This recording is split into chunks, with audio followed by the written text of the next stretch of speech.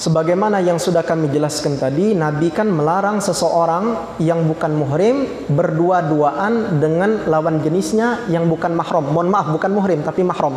Kalau muhrim itu orang yang berihram.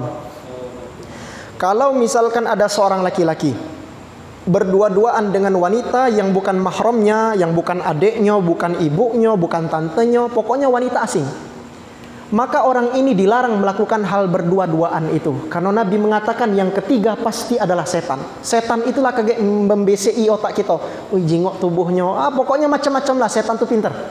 Makanya dilarang seorang laki-laki dan perempuan berdua-duaan. Tapi kalau dia suami istri boleh, ya kan? Ini kan konteksnya yang bukan mahram.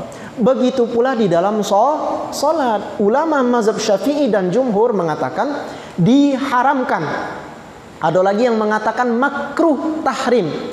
Makruh tahrim itu adalah satu tingkat di bawah haram. Dia makruh lebih condong kepada haram, tetap berdosa juga.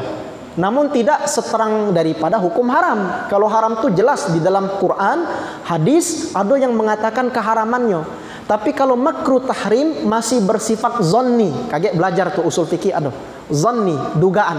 Bahwasanya hal ini mendekati haram. Tapi ada yang mengatakan haram secara mutlak.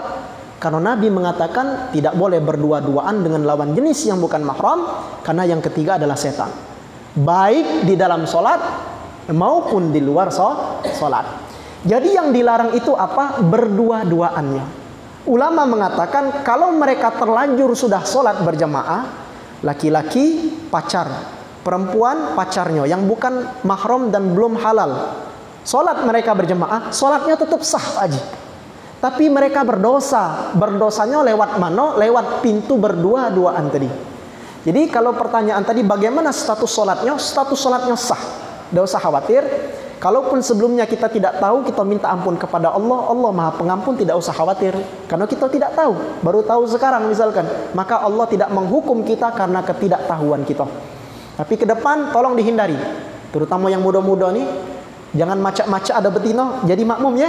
Padahal berdua di dalam ruangan musola itu.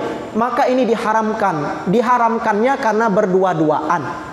Tapi kalau sudah terlanjur sholat dengan keadaan demikian, maka para ulama menghukumi sholatnya sah. Tinggal dia istighfar minta ampun saja. Mengapa mau berdua-duaan dengan perempuan yang bukan mahramnya? Tapi misalkan kalau ada satu orang lagi, apakah kawan perempuannya atau kawan kita, maka boleh, tidak masalah. Yang menjadi larangan adalah berdua-duaan.